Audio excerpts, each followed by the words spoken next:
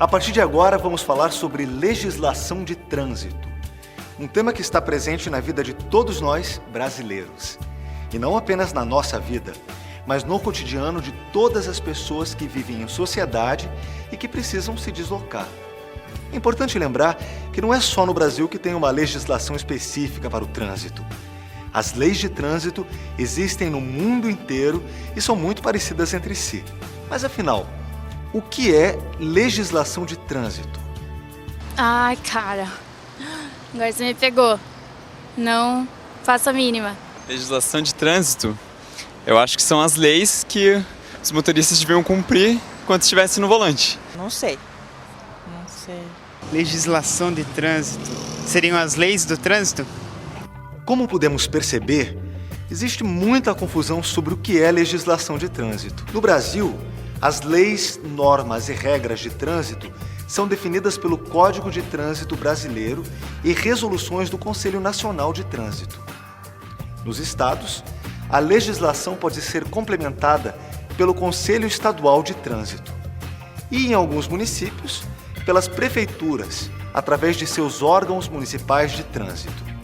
A execução dessas leis no Brasil é realizada pelo Departamento Nacional de Trânsito, pela Polícia Rodoviária Federal e pelo Departamento Nacional de Infraestrutura de Transportes. Nos estados, pelos Departamentos Estaduais de Trânsito, pelas Polícias Rodoviárias Estaduais e pelos Departamentos Estaduais de Estradas e Rodagem. E em cidades com o trânsito municipalizado, pelos órgãos criados para esta finalidade. O Código de Trânsito Brasileiro define trânsito como a utilização das vias por pessoas, veículos e animais para circulação, parada, estacionamento e operação de carga e descarga.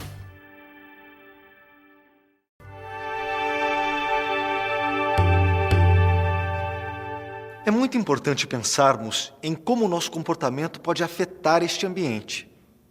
Você conhece seus direitos e deveres no trânsito? O trânsito é o maior palco social que existe e é por isso que nele se manifestam todas as diferenças.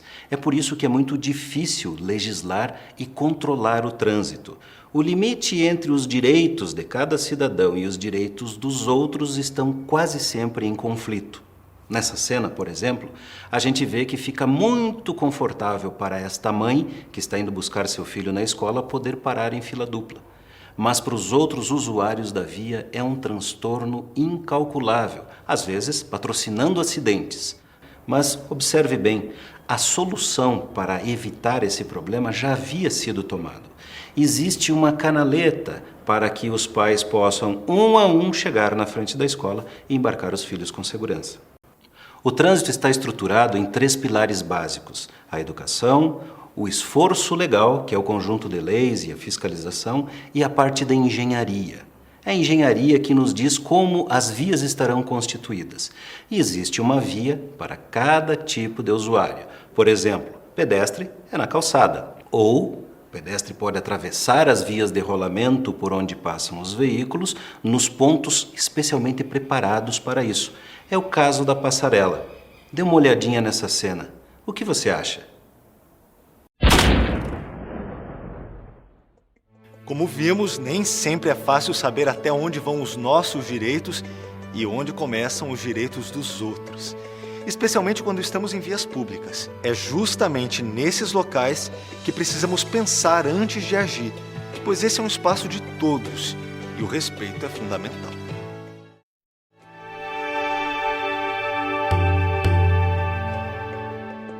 A lei prevê uma velocidade máxima para cada tipo de via.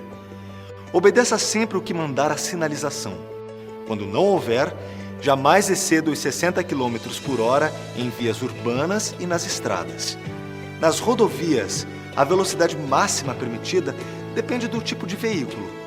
110 km por hora para automóveis, caminhonetas e motocicletas.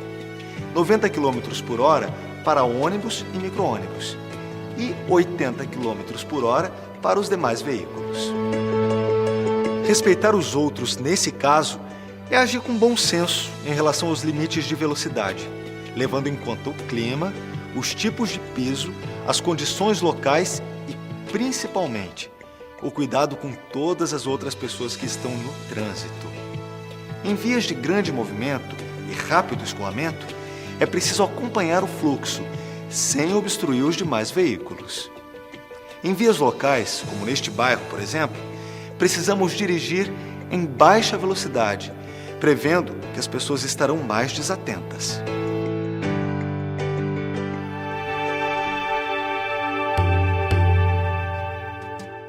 Assim como as vias, há também diferentes tipos de veículos. Quanto à tração, os veículos podem ser classificados em automotores, elétricos, de propulsão humana, de tração animal, reboque ou semi-reboque, que são unidades sem propulsão própria, puxadas por veículos motorizados. Quanto à espécie, os veículos podem ser classificados em de passageiros, bicicletas, ciclomotores, motonetas, motocicletas, triciclos, quadriciclos, automóveis, micro-ônibus, ônibus, reboques, semi-reboques e charretes.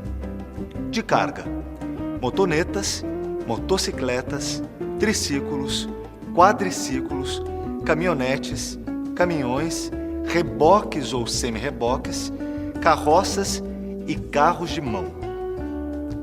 Mistos de carga e passageiros. Caminhonetas e utilitários.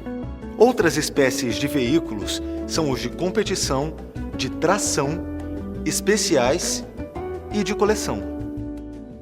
E quanto à categoria, os veículos podem ser classificados em oficiais, de representação diplomática, de repartições consulares e de organismos internacionais, particulares, de aluguel e de aprendizagem. Além das placas, a identificação dos veículos é feita pelo número do chassi. Essa informação também consta nos documentos do veículo. O certificado de registro de veículo, que deve ser guardado em local seguro e é necessário para alteração de endereço, transferência de propriedade ou alteração das características do veículo. E o certificado de registro e licenciamento de veículo, documento de porte obrigatório para circular com o veículo automotor.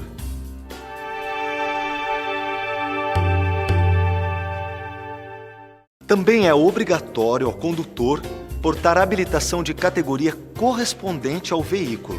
Para conduzir veículos de 2 ou 3 rodas com ou sem carro lateral, como motocicletas, ciclomotores, motonetas e triciclos, o condutor deverá portar Carteira Nacional de Habilitação de categoria A.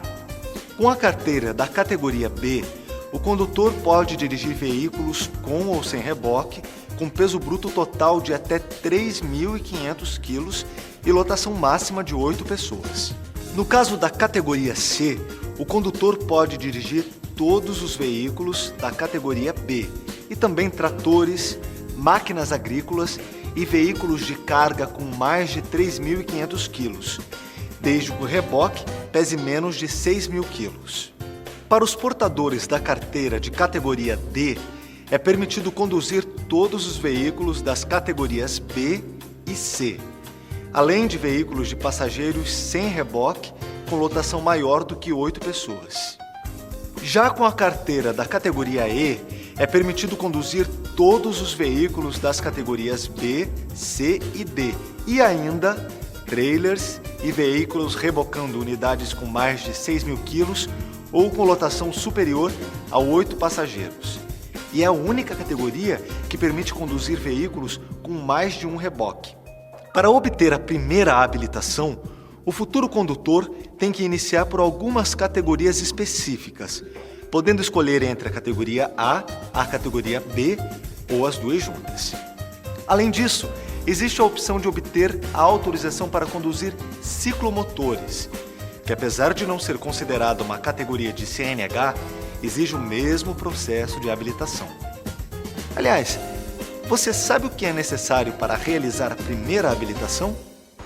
Não sei lhe informar, mas eu acho que você tem que ir na autoescola, daí você tem que fazer as aulas práticas e enfim, você começa a tirar a carteira daí. Vai na autoescola e depois vai no Detran, depois que terminar a autoescola. Não tenho nem ideia. Existem muitas formas de participar do trânsito. Como pedestre, o que você faz desde que começou a andar. Como passageiro e também como condutor. Ora, para se tornar condutor, no Brasil, é exigido que você seja alfabetizado e tenha no mínimo 18 anos. A lei brasileira tem algumas particularidades. Você deve se dirigir até um CFC, Centro de Formação de Condutores, mostrar os seus documentos, se submeter a uma avaliação médica, a uma avaliação psicológica, a um curso e uma avaliação teórica, e a um curso e a uma avaliação prática. Se você obtiver as médias mínimas estabelecidas por lei, você passará a portar uma permissão para dirigir durante 1 ano. Se tudo correr bem, você chega à CNH, a Carteira Nacional de Habilitação. Muito complexo? Exagero da lei? Pense bem, será que qualquer pessoa poderia subir num veículo e sair dirigindo por aí? Todo o conjunto de regras que garantem a funcionalidade e a segurança no trânsito foram estabelecidas com base na longa experiência, não só brasileira, mas de outros países, para que tudo funcione bem, para que os direitos e os deveres sejam atendidos. Se for aprovado em todas as fases, o candidato recebe a permissão para dirigir, que tem validade de 1 ano. Mas muito cuidado com infrações nesse período. Eu passei no exame do Detran e consegui minha permissão para dirigir. Um dia eu estava atrasado e acabei ultrapassando o sinal vermelho e cometendo uma infração gravíssima e perdendo a minha permissão. E agora, para conseguir essa permissão novamente, eu preciso refazer todos os exames no Detran. Como vimos, cometer qualquer infração grave ou gravíssima, ou ainda 2 infrações médias, resulta em cassação da permissão para dirigir, e o processo de habilitação terá que ser reiniciado.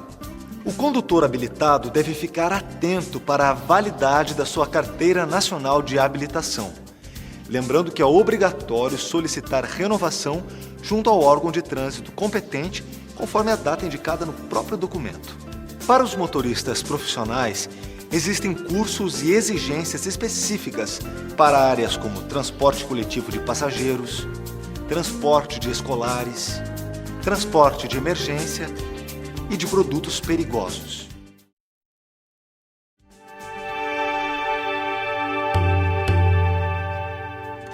Depois de habilitado, todo condutor é responsável pelo estado geral e pelo bom funcionamento do veículo que dirige, inclusive pelos equipamentos obrigatórios.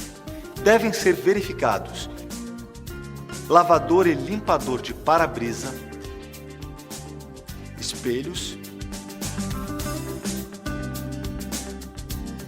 extintor, buzina, velocímetro, quebra-sol, freio de estacionamento, cintos de segurança, encosto de cabeça,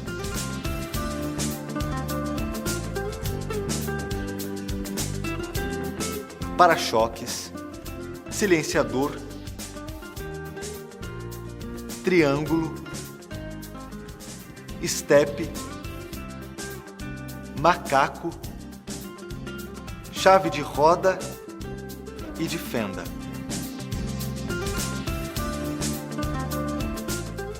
E em motocicletas, o dispositivo de controle de ruído, os espelhos, o velocímetro,